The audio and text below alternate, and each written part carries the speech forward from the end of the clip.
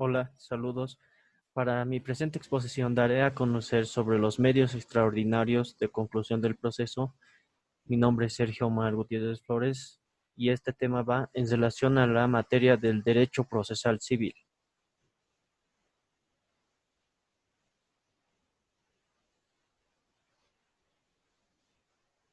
Cabe recalcar que estos medios de conclusión de conflictos son llamadas como formas secundarias de terminar un proceso.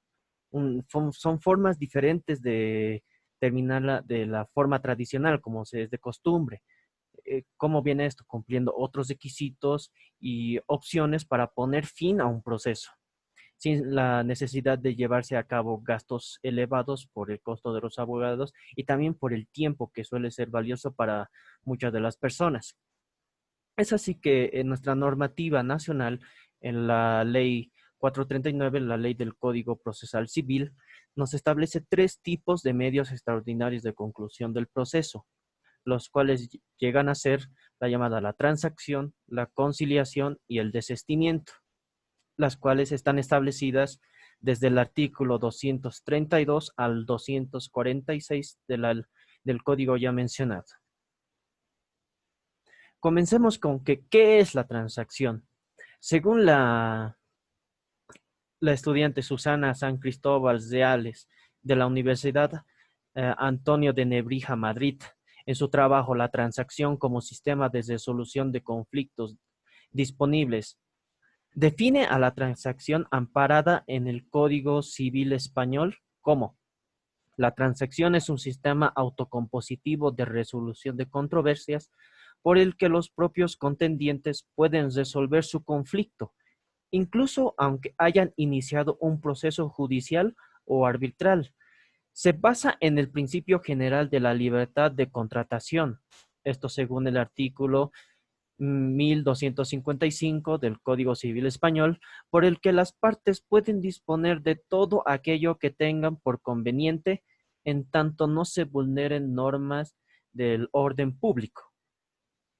Pasando a otro concepto de la transacción, citando al libro de Belloso en la página 549, en su libro Lecciones de Derecho Procesal Civil, citando a Castizamente, nos dice: la transacción es un trato, convenio, negocio, lo que se repite en el derecho, donde se la define como un convenio reflejado en un acto jurídico bilateral, por el cual las partes, haciéndose concesiones recíprocas, extinguen obligaciones litigiosas o dudosas. Otro concepto se lo puede encontrar en el libro de Palacio, Manual de Derecho Procesal Civil, en su página 541, en la cual nos dice que la transacción es un acto jurídico bilateral por el cual las partes, haciéndose concesiones recíprocas, extinguen obligaciones litigiosas o dudosas. ¿Cuál es el objeto de la transacción como tal?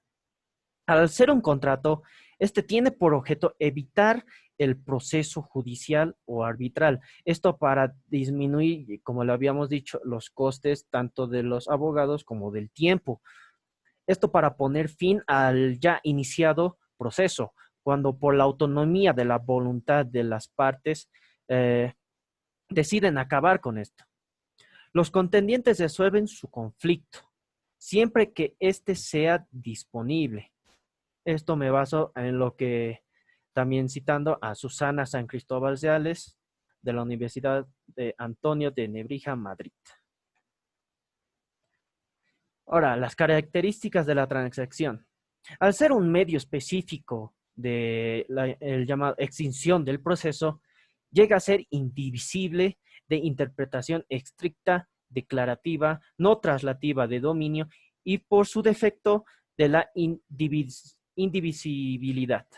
No se admite la nulidad parcial por la transacción. Esto en el libro de Belloso, Lecciones de Derecho Procesal Civil, en la página 552. Ahora, ¿qué efectos trae la transacción? En el libro de Palacio nos menciona que la transacción extingue los derechos y obligaciones que las partes hubiesen renunciado y que tiene para con ellas la autoridad de la cosa juzgada. O sea, la transacción al ser aprobada tiene calidad de cosa juzgada. Cabe mencionar que también en nuestra legislación hay un auto supremo emitido por el Tribunal Supremo de Justicia, el cual es el 464 del 2016, del 11 de mayo, en la cual en una de sus partes nos pone: debe darse la aplicación del artículo 945 del Código Civil, el cual nos indica: la transacción es un contrato por el cual, mediante concesiones recíprocas, se dirimen derechos de cualquier clase, ya para que se cumplan o reconozcan, ya para poner término al litigio comenzados o por comenzar, siempre que no esté prohibido por ley. Se sobreentiende que la transacción es restringida a la cosa u objeto materia de ella, por generales que sean sus términos, el cual, de acuerdo al artículo 949 del Código Civil, tiene efecto de cosa juzgada, teniendo en cuenta que la transacción constituye una forma de dar fin a un litigio judicial y a una forma de extinguir las obligaciones. Básicamente, constituye un acto jurídico bilateral mediante el cual las obligaciones litigiosas o dudosas se extinguen. Esto nos da a conocer que la transacción se puede llevar a cabo con la voluntad de ambas partes. Es por eso que lo llama bilateral. Ahora, en cuanto a la normativa de la transacción, esta está establecida en el Código Procesal Civil del artículo 232 al 233, el cual nos pone como su nombre juris la oportunidad en la cual que nos establece: en cualquier estado del proceso, las partes pueden transigir para dirimir los derechos en litigio, conforme a las normas ya establecidas en el Código Civil. Ahora, ¿cuáles son las formas del trámite? Esto está estipulado en el 233. En el parágrafo 1 nos establece que la transacción será presentada por escrito. En el parágrafo 2, para su homologación, la autoridad judicial examinará el cumplimiento de los siguientes requisitos: la capacidad de las partes, si se actúa mediante apoderada o apoderado, se tenga facultad de transigir. 3, que se trate de derechos disponibles.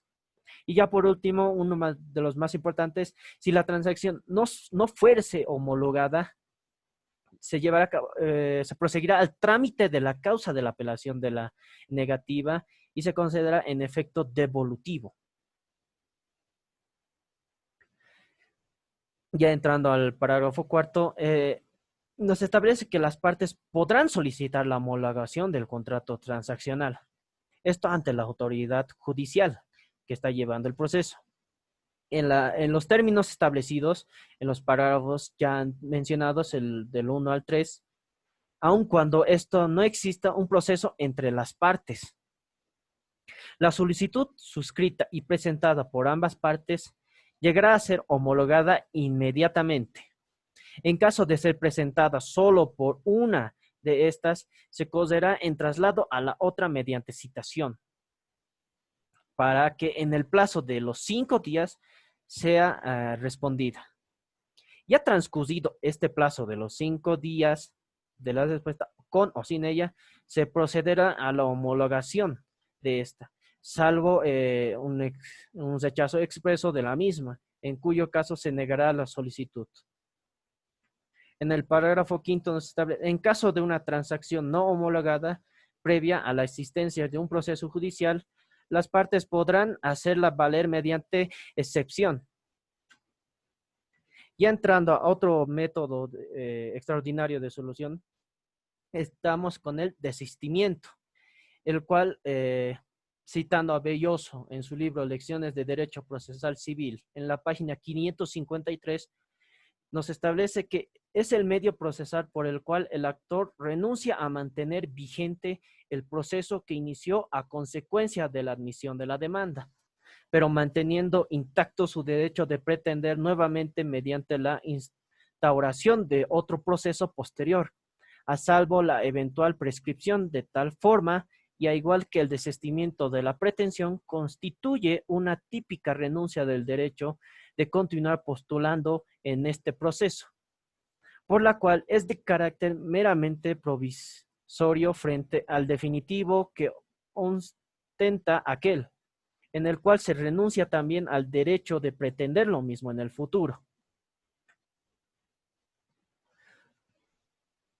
También basándonos en el libro, en el libro del Manual del Derecho Procesal Civil de Enrique Palacio, este nos menciona que existen dos formas del desistimiento, el cual también están contemplados en nuestro Código Procesal Civil, las cuales las denomina el desistimiento de la pretensión y el desistimiento del derecho.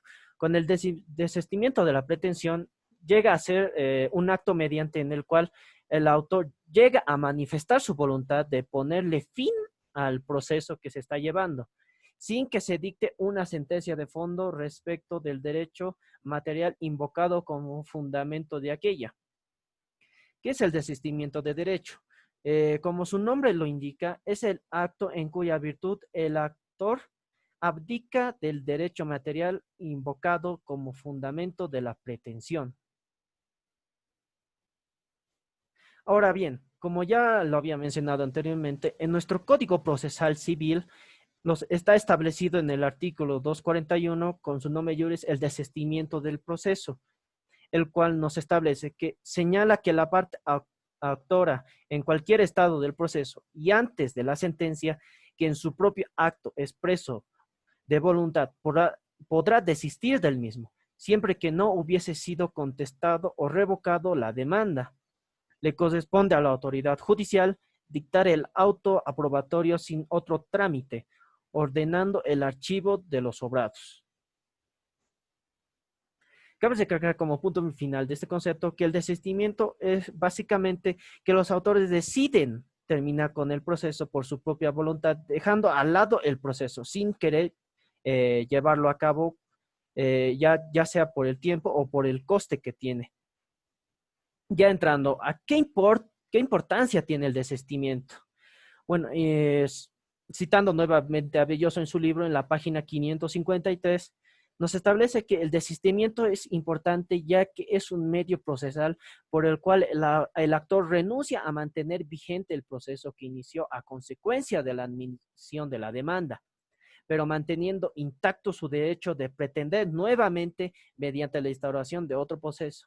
Esto nos da a decir que puedes desistir de llevar a cabo, seguir llevando a cabo la demanda que uno inicia, pero nos da a recalcar que esto no nos quita el derecho de pretender nuevamente llevar el mismo proceso y volverlo a iniciar.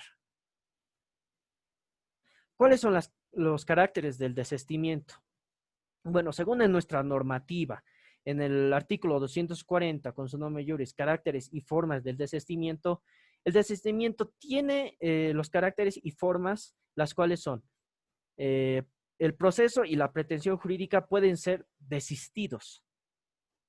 El desistimiento es expreso y no se presume, debiendo precisarse su contenido y alcance. Es incondicional y solo afecta a la parte que desiste.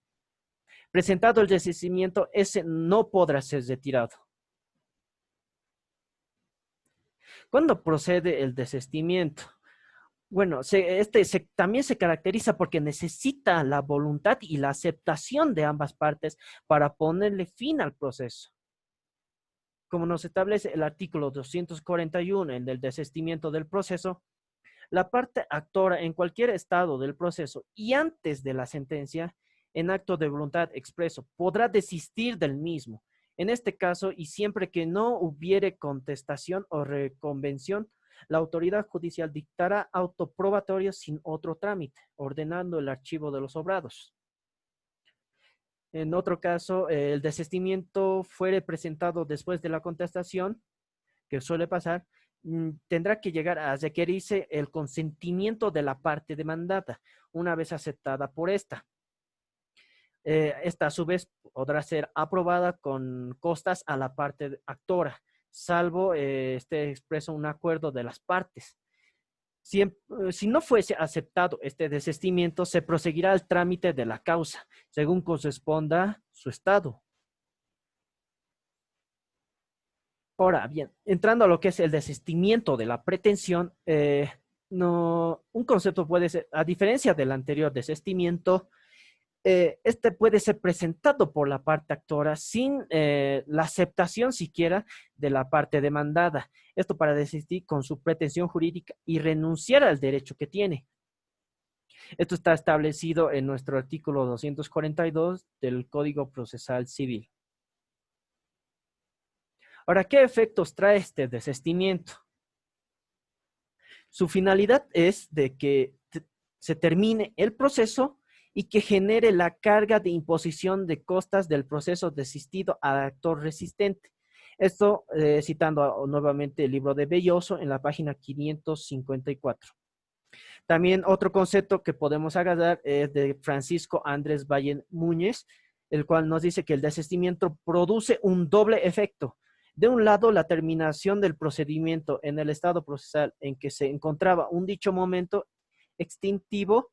De otro, la posibilidad de reproducir un ulterior proceso, la misma acción, mientras ésta permanezca viva. Ahora, ya entrando a nuestra normativa en base al desistimiento, esta podrá ser retirada la misma realizada por la parte actora y tal efecto se lo tendrá como no presentada. Esto establecido en el 239 de nuestro Código Procesal Civil. Pero en caso de que el desistimiento llegase a ser de forma parcial, el proceso se llevará a cabo con respecto a las pretensiones no comprendidas. En caso de ser varios los demandantes y el desistimiento planteado por uno de ellos, el proceso proseguirá normalmente. Esto en el artículo 243. Ya también el desistimiento no será procedente, ¿en qué casos? Cuando sea presentado por personas declaradas incapaces, salvo con una autorización judicial. Otro caso también con el que tampoco procede es cuando se trate de derechos indispensables. Esto en el artículo 246. Ya entrando al último medio extraordinario de conclusión del proceso, entramos a la ya conocida la conclusión, en el cual un concepto, citando a Alsina, nos dice que es un acto jurídico bilateral por el cual las partes, haciéndose concesiones recíprocas, extinguen obligaciones litigiosas o dudosas. También citando a Podetti, nos dice que no se refiere al derecho que ampara la pretensión o la resistencia, sino al respecto de derecho de ambas posiciones. El que concilia no renuncia a un derecho subjetivo, acepta o reconoce que los hechos en los cuales se funda la pretensión eran equivocados o exagerados, haciendo posible un reajuste de lo pretendido. Ahora bien, también un concepto base que nos da a conocer en nuestra legislación es la ley de conciliación y arbitraje, la ley 708, en la cual en su artículo 20 nos establece que la conciliación es un medio alternativo de solución de controversias al que las personas naturales o jurídicas, públicas o privadas, nacionales o extranjeras, acceden libre y voluntariamente antes o durante un proceso judicial o arbitral con la colaboración de una o un tercer imparcial denominado conciliador, que se ejercerá en el marco de la presente ley. ¿Qué importancia tiene la conciliación? Citando la página que pueden ver en pantalla, nos establece que tiene tres tipos de importancia. La primera es que estimula la convivencia pacífica y fortalece el tejido social de quienes lo intervienen. Como segundo, no demanda los honorarios de un abogado, ni los gastos adicionales que genera un proceso judicial. Como hemos mencionado al inicio, estos medios sirven para no gastar mucho dinero en lo que cuesta un abogado. Tal vez pueden llevarse con un abogado, sí, pero es más conveniente tal vez sin ellos, porque el gasto que se tiene es mucho y el tiempo que se pierde también es bastante. Como punto 3, la conciliación, uno puede mejorar su calidad de vida al solucionar un problema, participando de esa solución. Ahora, ¿qué características tiene la conciliación? Es que se lleva a cabo gracias a un conflicto existente. La conciliación es fundamental en una negociación. Sin negociación no existe conciliación. La participación de un tercero. En la conciliación, el tercero interviene dando especial importancia en recuperar la relación que llevan las partes. Para ello, este tercero utiliza sus cualidades con el fin de lograr que las partes consigan una solución propia. El tercero no es juez ni árbitro. O sea, el juez no puede decidir qué opinar. O sea, no puede decidir esto se va a hacer, esto se va a hacer. No. Las partes van a decidir cómo solucionar su conflicto y solo el tercero está ahí para escuchar. La aceptación. Las partes deciden libremente acudir a este proceso. Eso quiere decir que las partes no se pueden ver obligadas a conciliar. Eso ya estaría prohibido. El procedimiento flexible e informal. Los procesos de conciliación no suponen etapas obligatorias ni instancias. Las pruebas no requieren de las formalidades propias del proceso, como tiene un proceso judicial, dado que en esto de la conciliación no existe un juez que dé mérito a dichas pruebas. La participación activa de las partes hace de la conciliación un proceso informal y práctico, donde se puede llegar a un acuerdo según la voluntad de las mismas. Otro, llegar a un acuerdo no es obligatorio. Al estar y decidir una conciliación, no quiere decir esto que las partes están obligadas a conciliar. Cada uno va a dar sus posiciones y si no acepta cada uno su posición, no le conviene, no están obligadas a conciliar y por ende volverán al proceso correspondiente a solucionar sus problemas. Y por último, el proceso es coordinado por el conciliador. El llegar a un acuerdo supone el resultado del papel del facilitador, del conciliador y de la decisión de las partes. ¿Cuándo procede la conciliación? Según lo que establece en nuestro artículo 234 del Código Procesal Civil, todos los derechos susceptibles de disposición por su titular, así como los transigibles, podrán ser objeto de conciliación del proceso. Otro, la conciliación podrá ser instada por la autoridad judicial o por las partes. Esto quiere decir que no solo las partes pueden decidir si van a ir a conciliar, sino la misma autoridad judicial podrá darles la opción a las partes de llegar a una conciliación. Las partes de mutuo acuerdo podrán acudir directamente al conciliador judicial.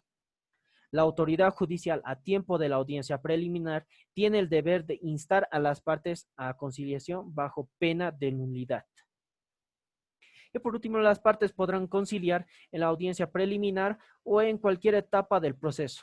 Esto nos da a decir que la conciliación no está encadenada en una fase del proceso. Incluso hasta antes de dictarse sentencia pueden decidir llegar a una conciliación. En cuanto a la aprobación de la conciliación, esta estará constada en actas, la misma que será firmada por las partes y también por la autoridad judicial. Y deberá estar refrendada por la o el secretario. Cuando la conciliación llegase a ser aprobada, esta tendrá la calidad y el efecto de cosa juzgada entre las partes y los sucesores a título universal de los mismos. Esto en el artículo 237 del Código Procesal Civil. ¿Qué efectos trae la conciliación? Al llegar a cabo a una conclusión ya establecida y concreta, se llevará a cabo el acta de conciliación, el cual se hace trámite de cosa juzgada. Es decir, que los acuerdos adelantados ante los respectivos conciliadores aseguran que lo consignado en ellos no sea de nuevo objeto de debate a través de un proceso judicial o de otro mecanismo alternativo de solución de conflictos. O sea, una vez ya concluido la conciliación, no se puede llevar a cabo de nuevo. El protocolo hay un protocolo de actuación de conciliación judicial en materia civil en Bolivia, la cual nos establece ciertos parámetros acerca de este tema, el cual nos pone que la conciliación es un medio por el cual dos o más personas Solucionen sus conflictos voluntariamente, asistidas por una persona imparcial y ajena al conflicto, quienes se denominan conciliadora o conciliador, persona que tiene la tarea de apoyar a ambas partes para que logren una comunicación constructiva, permitiéndoles identificar con claridad el problema que les afecta dentro de los límites de legalidad, preservando el valor de la justicia en busca de un acuerdo satisfactorio. La conciliación puede llegar a ser total o parcial y tiene un efecto de una sentencia judicial. La conciliación resuelve conflictos, previene la formación de los mismos y promueve la cultura de paz. Según este protocolo, existen dos tipos de conciliación. La primera es la extrajudicial, la cual es llevado a cabo en los centros de conciliación públicos o privados que están autorizados por la Ley 708, el cual esta conciliación extrajudicial es un medio alternativo de solución de conflictos que llega a ser rápida y económica, con la colaboración del tercero que sea ajeno a las partes, ya sea denominada conciliadora o conciliador. Esta se desarrolla a través del diálogo, donde dicha conciliadora o conciliador facilitan la comunicación entre las partes, lo que permite superar las diferencias y arribar a acuerdos que satisfacen a todos. La conciliación no puede llegar a ser imparcial, tiene que favorecer a todos.